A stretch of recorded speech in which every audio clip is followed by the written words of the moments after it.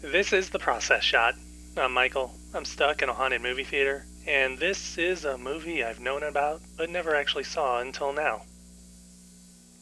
The Giant Claw is a sci-fi monster movie from 1957 directed by Fred F. Sears and details the aerial attacks that plague a very specific section of the Northern Hemisphere.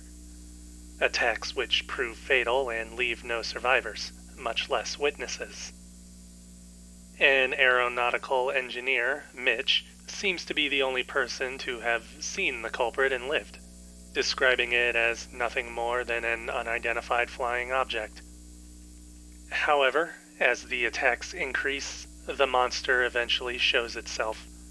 It is not only an alien from a galaxy composed of antimatter, it is also a really, really ugly bird. I mean, really ugly. It's safe to say that this movie is pure B-movie schlock from start to finish. But it does at least seem to try to be more than cheap cinematic filler. Sure, the story is formulaic, the set pieces are clearly reused more than twice, the characters are flat and disposable and defined entirely by what they do. There's no depth to anything they say outside of whatever moves them along to the next scene. And the actual plotting seems to repeat itself over and over again to get the same point across until it comes time to end the movie once and for all. But maybe the movie is just made to fill theater seats. Honestly, the only high note in this side of the production is the actual acting, and even then it's limited almost entirely to Jeff Morrow, who portrays Mitch. I think that out of every B-movie I've seen so far, he has one of the more memorable characters with his self-assured and somewhat smug aura. He does have some good chemistry with leading lady Mara Corday as well, and for the most part, the bulk of my attention was given to the two of them, and especially Jeff. That may all sound like a compliment, but it just speaks to how little the rest of the movie has going for it.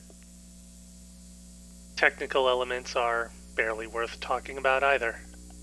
Cinematography sticks to wide or medium shots that almost capture everything in one take before moving on. Editing is entirely practical, even in the film's rare action scenes that involve the giant bird monster. On that note, if there is anything worth mentioning here, the bird and any related special effects are at least pretty consistent in that, actually I'm not really sure what that means. I suppose that there are a few points where they do try to be imaginative with rear projections and miniatures, but those are effects that can and have been done better in other movies. At the end of the day, this movie clearly isn't trying to be anything more than an excuse for people to get paid, and it shows in just about every way possible. The two leads do at least have their merits about them, but it's hardly enough to carry the whole film.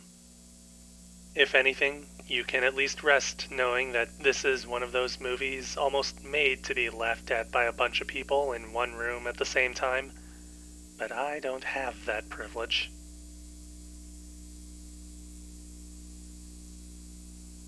The Giant Claw, Fred F. Sears, 1957. 1 star. I don't recommend watching this, unless, well, I just said what it takes.